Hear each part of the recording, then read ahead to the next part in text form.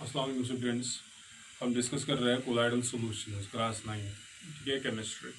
कल हमने colloidal solution discuss किया था कि कोलाइडल सॉल्यूशंस क्या चीज़ होते हैं, ठीक है, और कोलाइडल सॉल्यूशंस को जो कोलाइड्स होते हैं उनके प्रॉपर्टीज़ क्या है, ओके, वो हमने कल प्रॉपर्टीज़ आज डिस्कस करेंगे। कल हमने उनके टाइप्स बोले थे, कुछ स्पेसिफिक टाइप्स मैंने बोले थे, लाइक सॉल्ट क्या चीज़ होता है, जेल क्या चीज़ होता है, एरोसॉल क्या होता है, ठीक है, वो मैंने आपको कल समझाए थे। आज हम पढ़ेंगे वही जो कोलाइडल सॉल्यूशंस है या कोलाइड्स है उनकी प्रॉपर्टीज क्या है, ओके। हम कैसे पहचान लेंगे कि कोई चीज कोलाइड है। पहली प्रॉपर्टी जो है, जो मैंने आपको समझाई थी, कि जो कोलाइडल सॉल्यूशंस होते हैं ये हेटेरोजेनियस मिक्सचर्स होते हैं। क्या होते हैं? Heterogeneous mixtures. These are colloidal solutions are colloidal solutions are heterogeneous mixtures। हमें तो दिखते हैं कि ये होमोजीनियस है क्योंकि उनका साइज ऑफ पार्टिकल जो है स्मॉल है, लेकिन असल में ये होते हैं हेटेरोजेनियस मिक्सचर क्योंकि उनमें अलग दो फेजेस होते हैं। एक होता है डिस्पर्शन फेज, दूसरा होता है डिस्पर्शन मीडियम, जो हमने कल दिखाया समझाया था। दूसरा, साइज ऑफ पार्टिकल्स क्या होता है कि जो कोलाइड्स होते हैं या कोलाइडल सॉल्यूशंस होते हैं उनमें size of particles, the size of colloidal particles is 1 nanometer to 1000 nanometers, is between 1 nanometer and 1000 nanometers। अगर ट्रू सोल्यूशन होगा तो वो लेस देन 1 nanometer होगा, अगर सस्पेंशन होगा तो मोर देन 1000 nanometer होगा, ओके। नंबर थर्ड, जो कोलाइडल पार्टिकल्स है they can be seen on the under microscope, they can't be seen bye naked eye. हम इसको अपने आंखों से विदाउट लेंस नहीं देख सकते हैं, बल्कि एक माइक्रोस्कोप के अंदर देख सकते हैं, ठीक है। The colloidal particles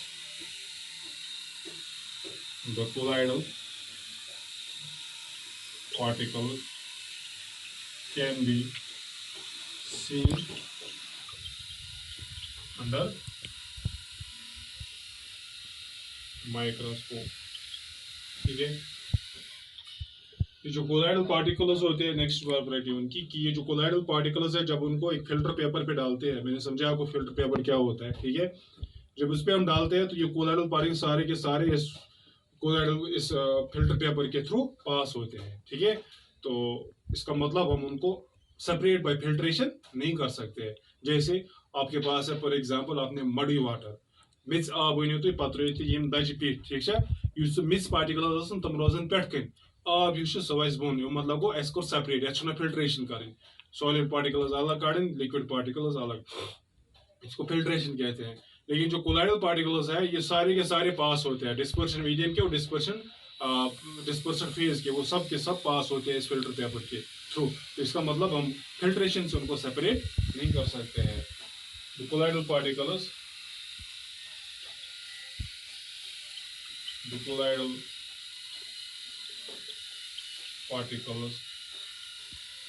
pass through the filter paper and hence can't be separated by filtration, okay।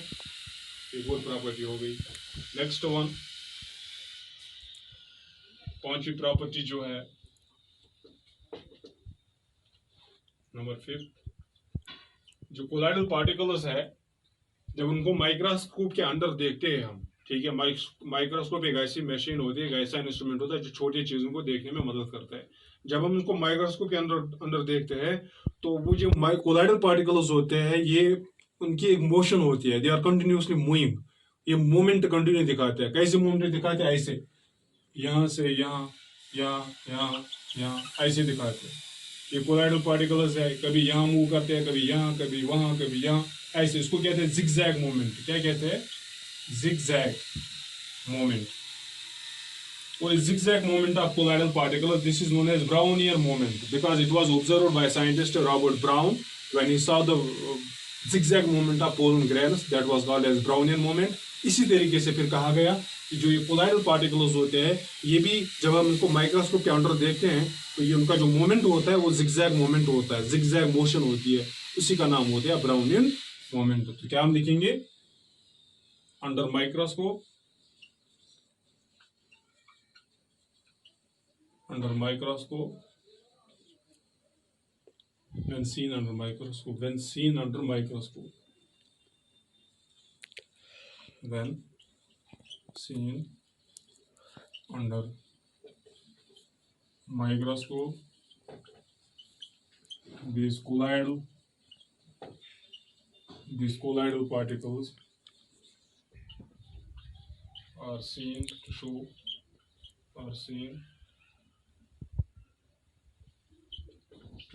zigzag movement, the zigzag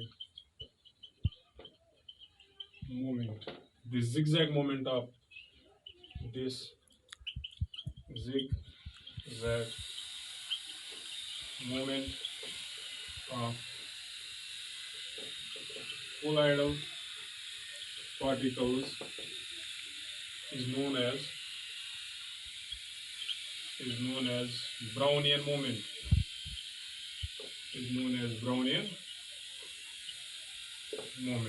ठीक है, what is Brownian movement? Brownian movement is the zigzag movement of the colloidal particles. इसका reason भी है कि Brownian movement क्यों show करते हैं, ये आपस में एक दूसरे को जब टकराते हैं कोलाइडल पार्टिकल्स, जब ये टकराते हैं एक दूसरे को तो उसी की वजह से ये ब्राउनियन मूवमेंट शो करता है। ठीक है, नंबर 6 प्रॉपर्टी, जो कोलाइडल पार्टिकल्स होते हैं, जस्ट लाइक आपके पास एक बीकर है, इसमें कोलाइडल पार्टिकल्स है। ठीक है, जब उन पे हम लाइट डालते हैं, beam of light, this light gets scattered, scattered का मतलब हो गया disperse, it gets divided in different directions. ठीक है, ये लाइट जो स्कैटर होती है by the colloidal particle, this was shown by a scientist, his name was Tyndall. ठीक है, दैट्स व्हाई इसको कहते हैं Tyndall effect. This scattering of light by the colloidal particles, this is called as Tyndall effect. It is called as Tyndall effect. आपको कैसे समझ आएगा, जब आप सुबह होता है, एक आपका एक रूम होता है, डार्क रूम होता है, अगर किसी खिड़की से थोड़े किसी होल के कुछ जद पे लाइट, ठीक है, सो पे रूम से आसान तथ मज गर्द पार्टिकल्स आसान, पे तम अथ कहें, लेकिन युथ लाइट तथ पे पे यप लाइट पगह तप कून हूँ बना, लाइट लकट लकट गर्द पार्टिकल्स अथ आयरस मज कून हूँ बना, तथा वन टिंडॉल कून और effect one टिंडॉल effect.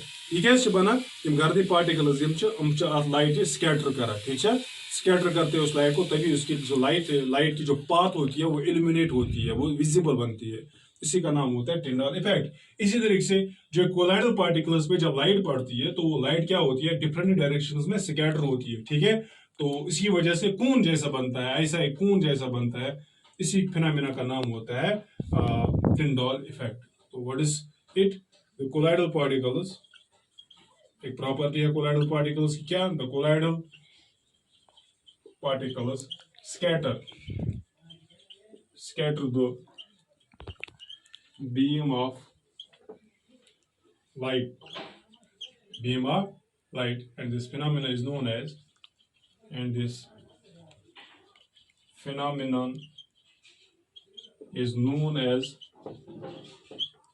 Tyndall effect.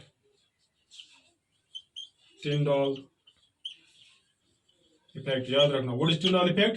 Tyndall effect is the scattering of light, beam of light by the colloidal particles. Okay.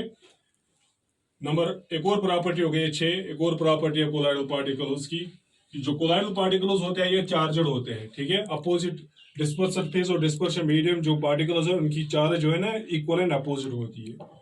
7th point, the colloidal particles are charged in nature. The colloidal particles are charged. The colloidal particles are charged. और हमें कैसे पता चलता है ये, जब आप ये कोलाइडल सॉल्यूशन है, ठीक है, जैसे सिटोरिक सॉल है आपके पास है, एग सॉल है, ओके, बहुत सारे ऐसे हैं, इसमें आप डालते हैं इलेक्ट्रोड से 2 रॉड्स डालते हैं, इसको हम कनेक्ट करते हैं पॉजिटिव की बैटरी के best positive terminal of the battery, ये हो गया negative terminal of the battery, इसको कनेक्ट करते हैं, तो ये हो गया ना पॉजिटिव, ये हो गया नेगेटिव, पॉजिटिव एंड और नेगेटिव एंड। ठीक, जो जो ही आप करंट ऑन करते हो, स्विच ऑन करते हो बैटरी की, इसमें हमने बैटरी डाल दी, ये इलेक्ट्रोड्स है, दो रॉड्स डाल दिए, उनको कनेक्ट किया एक बैटरी के साथ जो इसके अपोजिटली चार्ज। अगर ये पॉजिटिव एंड है तो कोलाइडल पार्टिकल्स जिनकी नेगेटिव चार्ज है वो इस यहाँ पे आएंगे, नेगेटिव वाले, और जो पॉजिटिव है वो इस नेगेटिव के पास जाएंगे। इसका मतलब moment of the oppositely charged ions to the respective electrodes. This process is known as electrophoresis. जैसे इलेक्ट्रोलिसिस होती है, यहाँ पे इलेक्ट्रोफोरेसिस होती है। ठीक है, याद रखना इसको। The moment of oppositively charged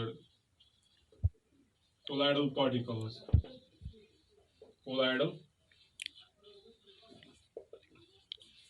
particles towards respective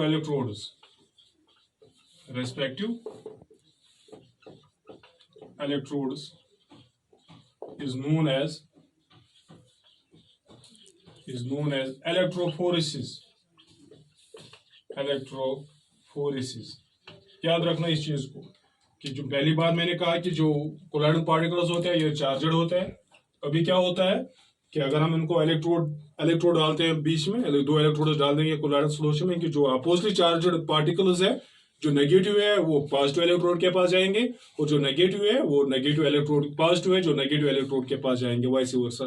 तो उसको हम कहते हैं, उस moment of colloidal particles to the respective electrodes, that's called as electrophoresis। Okay, ये हो गए कुछ प्रॉपर्टीज। इसमें हमने तीन इंपॉर्टेंट फिनोमेना पढ़े। एक पढ़ा टिंडाल इफेक्ट भी पढ़ा, इलेक्ट्रोफोरेसिस भी पढ़ा, और ब्राउनियन मोमेंट भी पढ़ा। और वो देखा वो सिंपल प्रॉपर्टीज की उनका साइज 1 नैनोमीटर 1000 नैनोमीटर होता है। They can pass easily through the filter paper, okay, they can be seen by the microscope, ये heterogeneous mixture होता है। ये इंपॉर्टेंट प्रॉपर्टीज है कोलाइडल सॉल्यूशंस की। ठीक है, तो इंशाल्लाह नेक्स्ट वीडियो में इसे आगे डिस्कस करेंगे। टिल देन अल्लाह हाफिज।